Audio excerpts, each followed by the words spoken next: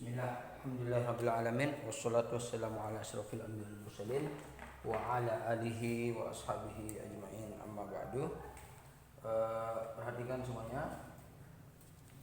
Kemarin kita sudah mempelajari tentang isim ya. Kemudian sedikit kita singgung tentang fi'il. Nah, namun kemarin ketika kita membahas tentang isim itu ada pembahasan tentang al-khafdu ya, yang mana Ustadz belum jelaskan. Namun sebelum kita masuk ke pembahasan fi'il dan huruf, sekarang Ustadz sedikit jelaskan dulu tentang al-khafdu ya.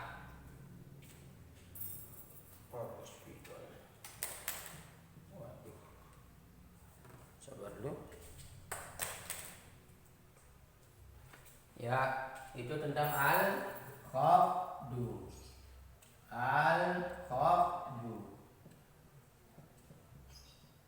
Nah, perlu kalian ketahui ya, nanti kita akan belajar alamatur i'rab ya. Alamatul i'rab ya. Nah, tanda-tanda i'rab ya. Di antaranya adalah al-khafdu ya. Ya, di situ nanti alamat i'rab itu ada 4. Yang pertama apa? Ar-raf'u. Nah, kemudian apa? An-nasbu.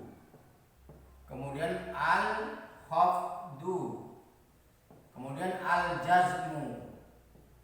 Nah, tanda-tanda i'rab itu ada 4 ya, ingat nih. Ar-rafu. Nah, kalau kalian dengar nih kata-kata ar-rafu, nanti yang tandanya seperti ini nih. Nah, nih ya. Yang doma itu. Kemudian an-nasbu. Nah, yang fathah nih. Ya. Kemudian al-khafdu. Yang di bawah ini berarti al-khafdu ini sebenarnya lawan dari ar-raf'u ya. Al-khafdu ini adalah diddu ar-raf'nya. Jadi lawan dari ar-raf'u. Ya, lawan dari ar-raf'u. Kemudian al-jazmu ya, yang alamatnya begini nih. Nah, yang sukun ya. Nah, jadi yang perlu saya bahas sedikit tentang al-khafdu adalah ketika isim itu bisa bisa khafat, itu berharap kasroh itu, misalkan fi al-masjidi, fil masjidi. Nah, asal katanya al-masjidi ini adalah al-masjidu, tapi karena masuk huruf-huruf khafat, huruf-huruf jar, jadi dia menjadi i, yang tadinya u menjadi i. Karena syaratnya bisa khafat itu adalah diantaranya masuknya huruf jar yang 9 kemarin, min wa ila wa an wa ala wa fi wa ruba wal ba'u wal kafu wal lam ya. Nah, bila salah satu huruf itu masuk di di isim, maka isim tersebut akan menjadi majrur, akan menjadi khafat seperti ini ya. Nah, itu permainannya. Baik, itu adalah pelajaran kita kemarin yang sedikit kita singgung. Kemudian sekarang kita perlu tahu apa itu fi'il. Nah, kita hapus dulu ini. Sekarang kita beralih ke fi'il.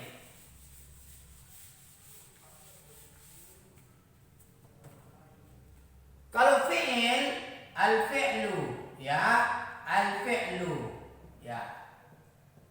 Dikatakan di dalam kitab bahwasanya apa itu? Kalimatun tadullu ala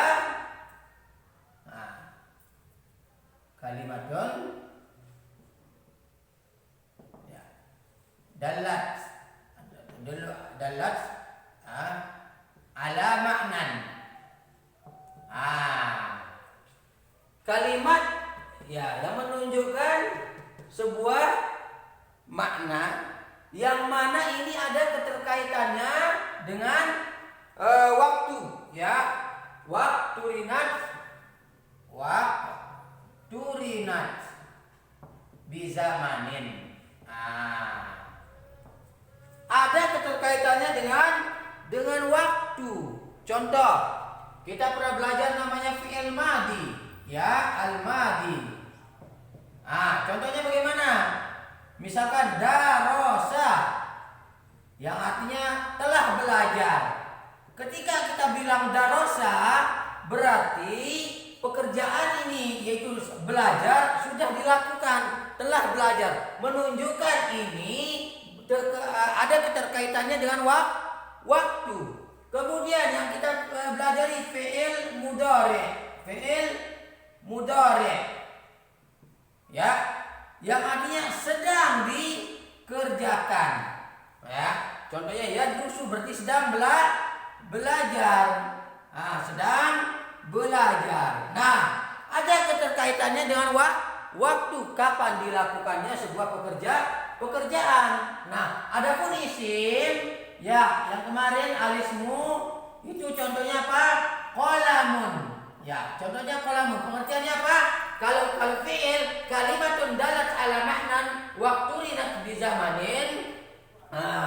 Adapun kalau isim kalimatun dalat ala makna. Di sini kalimatun dalat ala maknan wala tuktaron bi zamanin. Tidak ada keterkaitannya dengan waktu, dengan zaman, ya. Misalkan kolamun, polpen, kira-kira ada keterkaitannya enggak dengan zaman? Coba lihat di situ di buku kalian, mana kemarin isim, ya. Isim ini. Kalau dalat ala maknan walam tuktaran bi zamanin. Tidak ada keterkaitannya dengan waktu, ya. Itu yang dinamakan isim. Adapun fi'il ada keterkaitannya dengan waktu. Kapan dilakukannya pekerjaan dan kapan tidak dilakukannya. Baik. Ya. Sekarang saya beri contoh.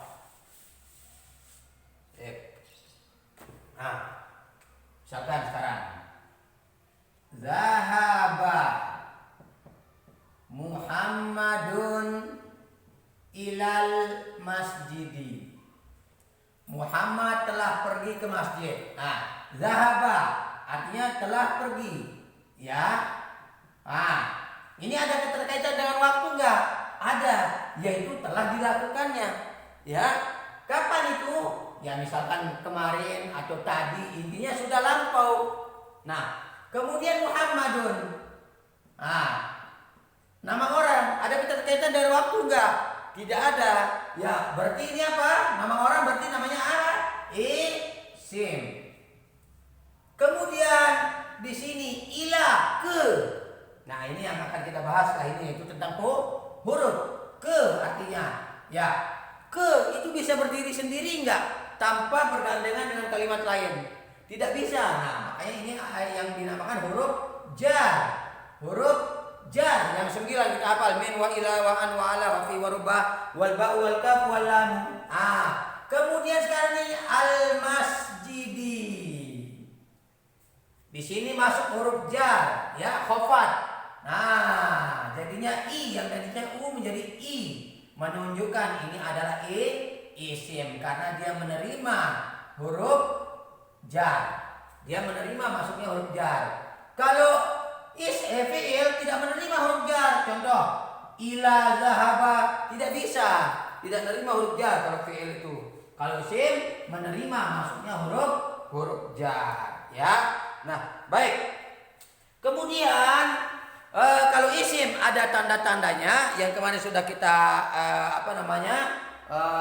bahas. Yang pertama khafat, kemudian tanwin, kemudian alif wal lam, yaitu alif lam ma'rifah. Kemudian huruful jar, dan huruf jar kemarin sudah kita bahas, yaitu ada 9. Adapun fi'il begitu juga. ada tanda-tandanya. Apa saja itu tanda fi'il? Coba perhatikan di sini ya. Alamatul fi'li. Coba buka halaman 3. Alamatul fi'li. Yang pertama adalah masuknya qad. Alamatul fi'li. Ya, kalau kemarin alamatul ismi, sekarang alamatul fi'li. Yang pertama masuknya apa? Qad. Contoh dalam Al-Qur'an. Qad aflahal mu'minun. Ya, qad.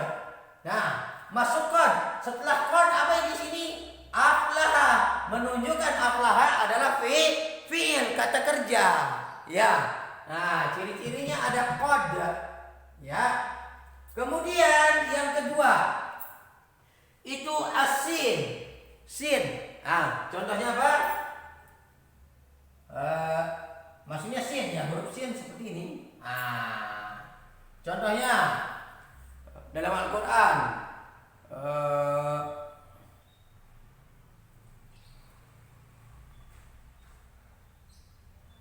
tunggu, apa yang dalam Al-Quran ya? Perhatikan sini. Saya qulu. Saya qulu. Perhatikan di sini ada sin. Yaqulu, yaqulu yang artinya berkata.